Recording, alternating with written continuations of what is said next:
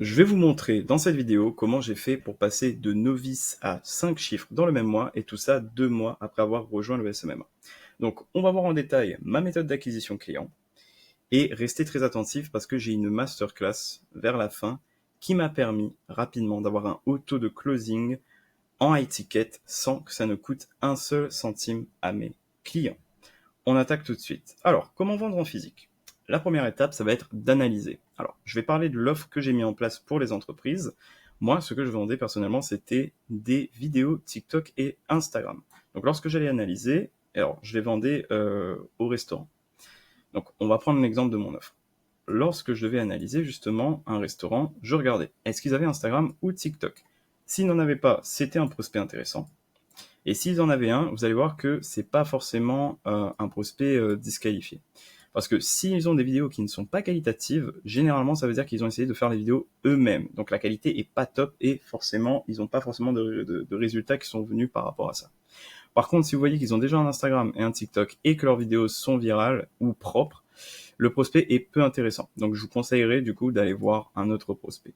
Mais dans les deux autres cas, du coup, vous pouvez passer à la deuxième étape, à savoir le premier contact. Alors le premier contact, il va s'agir du coup de créer de l'intrigue. Vous allez le faire avec du storytelling, pardon, que ce soit vrai ou faux, et expliquer rapidement votre activité, bien évidemment, sans entrer dans les détails. Pourquoi? Parce qu'en vente, on agit comme si on était en train de draguer. Alors, je vais vous donner un exemple. Moi, j'arrivais voir un restaurant, je lui disais « Ah, excusez-moi, storytelling, je suis nouveau dans cette ville, je connais pas, ça a l'air charmant ici, il y a quoi de spécial ?» Vous allez, voilà, un peu de conversation, et rapidement dire ce que vous faites. « Ah, ben en fait, je voyage parce que je suis entrepreneur, et justement, j'aide les restaurants comme le vôtre à booster leur chiffre d'affaires. » Mais vous n'allez pas trop rentrer dans les détails. Sinon, la personne va commencer à se braquer. Alors que vous, ce que vous souhaitez faire en réalité, c'est baisser sa garde. Et comment est-ce que vous allez baisser sa garde? En faisant quelque chose de facile, mais je vois très peu de personnes le faire, c'est en consommant chez votre prospect. Parce que ce qui va se passer, c'est que vous allez sortir de la case commercial chiant, parce qu'il doit se le sentir venir quand vous arrivez propre sur vous et que vous commencez à parler de votre activité. Vous allez vous transformer en client. Ce qui fait que mentalement, il sera beaucoup plus à l'écoute. Il vous traitera pas du tout de la même manière et il vous considérera beaucoup plus. Ce qui du coup va augmenter vos chances de le closer. Ensuite, vous devez bien sûr sympathiser avec lui. Donc pour sympathiser, vous allez créer de la conversation en vous basant sur l'humour, les anecdotes, qu'elles soient vraies ou fausses, ou les questions. Alors, anecdote, je précise, quand je dis qu'elles soient vraies ou fausses, une fois je suis parti voir un restaurateur, donc un prospect à moi, et je me suis rendu compte qu'il avait un accent de Toulouse, et je lui ai dit « Ah, mais vous venez de Toulouse, mais c'est super, j'y étais, nanani. » J'ai jamais été à Toulouse de toute ma vie, mais il fallait que je fasse une conversation si je voulais passer à l'étape d'après. Voilà. Et pourquoi est-ce que je fais ça? C'est parce que j'essaye de bâtir une relation avec ce prospect. Alors pour bâtir la relation, je vais m'intéresser à lui et je vais lui poser des questions sur son business, bien évidemment, sans être indiscret. Et à force de parler avec lui, d'échanger, indirectement ou directement, il va me faire part de ses souffrances. Vous allez voir que les souffrances, c'est que en 2 points principaux, soit l'argent, soit le temps.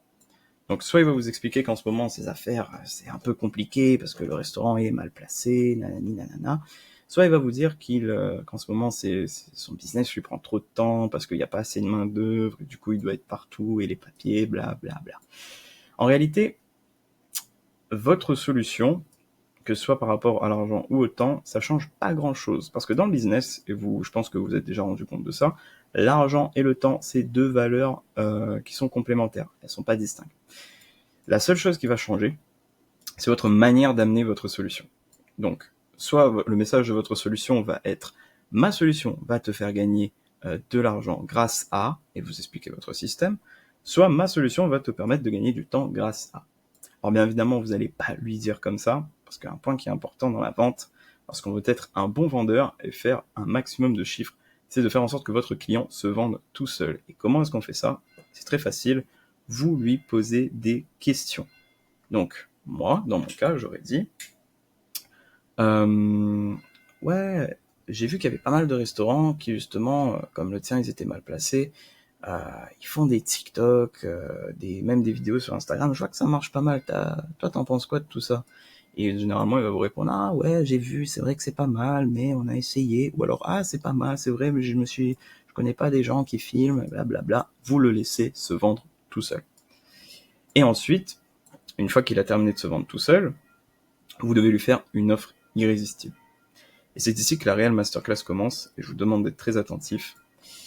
Alors oui, excusez-moi. Une offre irrésistible, c'est une offre auquel il va se sentir stupide de la refuser. Donc, mon offre se base sur une faille que j'ai réussi à trouver et exploiter. Et vous allez pouvoir faire pareil. Alors mon offre, c'était quoi?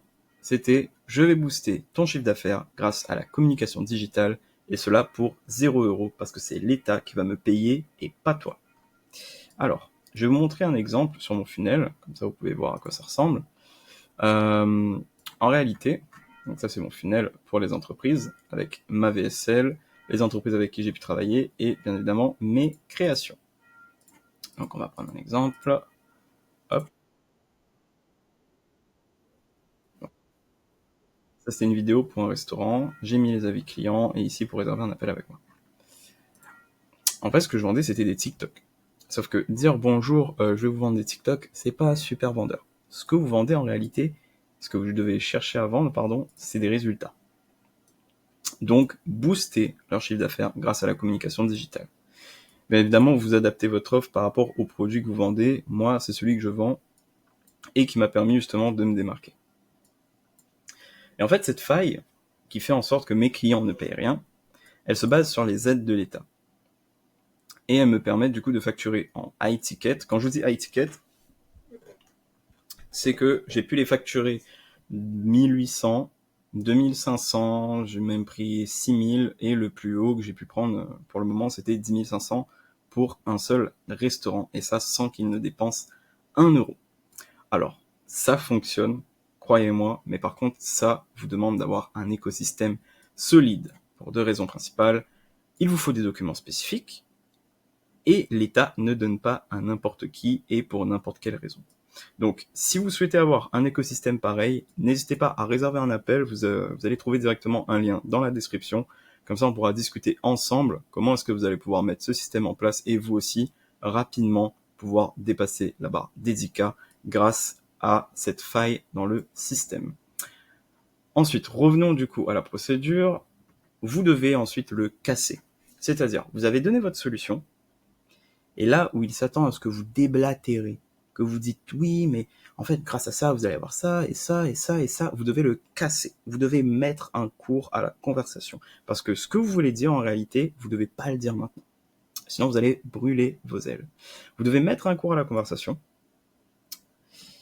Et comme la drague, voilà, vous devez parler un minimum. Restez mystérieux. Vous avez donné votre valeur dans les grandes lignes. Vous le laissez réfléchir. Maintenant, si vous voyez qu'il est intrigué et qu'il commence à vous poser des questions, et il va le faire, parce que croyez-moi, vous l'aidez et le mec ne paye rien, généralement, ils sont chauds. Vous allez prendre leurs coordonnées et planifier un rendez-vous si jamais il a envie justement s'il a envie de parler plus en détail et commencer à travailler avec vous. Et ensuite, vous allez passer au R2, donc le deuxième rendez-vous. Alors, pourquoi j'appelle ça R2 ? R2, c'est un terme qu'on voit généralement dans le setting closing. C'est parce que tout ce que vous voyez comme étape ici, en réalité, depuis le début, votre prospect s'en rend pas compte, mais tout ça, c'est un setting. Setting pour le deuxième rendez-vous. Au cours de ce deuxième rendez-vous, alors oui, vous avez pris leurs coordonnées et vous avez planifié un rendez-vous. Grâce à ces coordonnées, donc numéro de téléphone et adresse email, vous allez résumer la conversation que vous avez eue par adresse email et lui donner des exemples. Donc si vous vendez des sites web, vous résumez la conversation. Bonjour un tel, voilà, on a parlé de ça. J'aimerais bien faire du coup un site web pour ton restaurant. Bien évidemment, tu ne payes rien. Voici les documents dont on va avoir besoin. Je te donne une liste de sites web. Dis-moi lequel tu préfères. Super mail. Bien évidemment, vous adaptez par rapport au produit que vous allez vendre. Il prend un rendez-vous. Et ensuite, voilà, comme j'ai expliqué tout avant, c'était un setting. Là, maintenant, le deuxième appel a pour but de le closer. Et ce closing, il va se baser sur 3 piliers majeurs. tout d'abord, montrez que c'est une occasion en or. Vous n'êtes pas débile, ça va être assez facile, si vous savez vous exprimer et que vous maîtrisez votre sujet, de lui montrer que travailler avec vous, c'est une occasion en or parce qu'il aura ce dont il avait besoin, parce qu'il s'est vendu lui-même. Soit imaginons que vous vendez un site web, c'est vrai que ce serait bien pour réserver, en ce moment les gens ils prennent que Uber Eats, c'est compliqué, mon restaurant est hop, bah, vous vendez votre site web et il paye pas, vous lui expliquez, voilà, c'est une occasion en or. Vous devez lui montrer qu'il aura les résultats visés uniquement s'il passe par vous. Parce que si vous lui expliquez que oui, il veut bêtement un site web, il va vous dire qu'il y a pas mal de personnes qui font des sites web et au pire, il n'a pas envie de s'ennuyer avec des papiers. Il paye quelqu'un 100 ou 200 euros ou alors le pire. Ah oui, mais mon cousin, il sait faire les sites web, il m'a dit, il peut faire. Bref, voilà les gens comme ça. Vous devez parler de résultats. C'est pour ça que moi, je lui ai pas dit, écoutez, bonjour, je vous vends des TikTok. Je disais non, je vais vous vendre une communication digitale virale pour développer votre chiffre d'affaires. Parce qu'en réalité, moi, les vidéos TikTok, n'importe qui peut filmer ça à l'iPhone. Alors personnellement, mes prestataires filment ça à la caméra parce que c'est dans mon éthique. Mais ce qu'ils veulent réellement derrière, c'est des résultats. Ils vont dire, ok, cool, j'ai des vidéos. Ils s'en foutent. Ce qu'ils veulent, c'est un retour sur investissement. Et si vous arrivez à lui donner un retour sur investissement alors qu'il a dépensé 0 €, vous allez avoir un super client et un super cas de figure. On va en parler juste après. Et surtout, le troisième pilier, le plus important, être rassurant. Alors, comment être rassurant? Grâce aux garanties et aux preuves. Parce que justement, mon offre, elle était tellement belle qu'il faut savoir que j'ai passé une bonne partie de mon temps à leur convaincre que j'étais pas en train de me foutre d'eux et que je n'étais pas un arnaqueur. Parce que c'est vrai que c'est un peu rare, quelqu'un qui vient chez vous, il consomme chez vous, il dit qu'il va vous aider et vous ne payez rien. Alors, je lui explique bien évidemment que c'est l'État qui me paye, mais voilà, certains, surtout qu'on est en France, ils sont un peu méfiants. Donc, il va falloir leur expliquer que c'est légal, bien sûr, que c'est déduit de leurs aides, qu'ils y ont droit, et juste, comme toutes les aides, APL, tout ce que vous voulez, ils ne savent pas qu'ils y ont droit, donc ils ne les demandent pas. Voilà. Et ensuite, bien évidemment, la garantie qui généralement justifie tout, ils ne dépensent pas un seul centime. Ensuite, au niveau des preuves. Alors, il y a deux catégories de preuves. Vous allez avoir les preuves primaires, donc c'est important de le maîtriser, c'est primordial. Maîtrisez votre sujet, parce qu'il va vous poser des questions. Personne va lui proposer ce que vous avez proposé, probablement. Il va avoir beaucoup de questions. Peut-être qu'il va s'entretenir avec d'autres personnes, peut-être qu'il va vous sortir la classico, je vais en discuter avec ma femme. Maîtrisez votre sujet avant d'aller le voir. Parce que si vous sortez des je sais pas, je vais regarder, vous allez passer pour un clown. Donc vous allez perdre toute crédibilité à ses yeux. Et ensuite, le tenir à jour. Lui envoyer des mails, prendre son numéro, lui l'appeler en disant ça va, écoute, tout va bien, juste pour te dire que ton dossier est passé, voilà. Ou alors écoute, là ton site web, je suis en train d'avancer dessus. D'ici vers samedi, je pense que je vais terminer. Tenez-le à jour. C'est possible une fois tous les 3 jours, c'est pas mal. Donc 2 fois par semaine.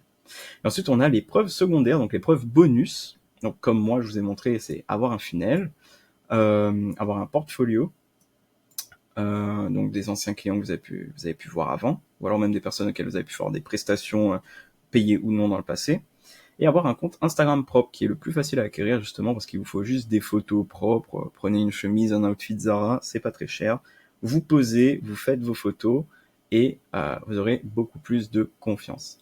Tout ça, bien sûr, a pour but de rassurer le client. Et en fait, vous devez le rassurer à partir du moment où vous droppez votre solution jusqu'au closing.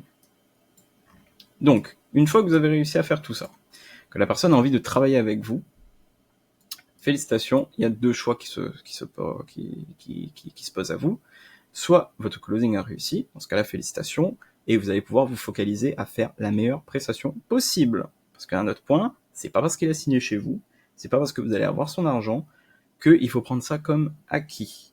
Il ne faut pas qu'il soit déçu, il faut continuer à la rassurer, il faut continuer de garder une relation. Moi, j'ai des clients qui m'ont payé il y a plusieurs mois, je vais toujours consommer chez eux. Je leur parle, il y en a, je connais le nom de leurs enfants. Voilà, alors vous n'êtes pas obligé d'arriver jusqu'à ce stade, mais plus vous maintenez une relation avec vos clients, et mieux vous serez récompensé. Parce que, en parallèle à ça, je l'ai pas noté, mais vous allez avoir rapidement un effet de réseau. Alors j'en ai parlé dans l'autre vidéo, donc je vous conseille de la visionner, ça va vous expliquer d'ailleurs pourquoi il vaut mieux démarcher en physique plutôt qu'en ligne lorsque l'on débute. Ils vont être tellement satisfaits que, in fine, ils vont en parler autour d'eux. Donc dans votre ville, vous pouvez rapidement devenir la référence de votre niche. Ça peut être familial. Ah oui, bah écoute, ce que t'as fait c'est top, j'en ai parlé à mon cousin, il a un barbershop, va le voir, nanani nanana.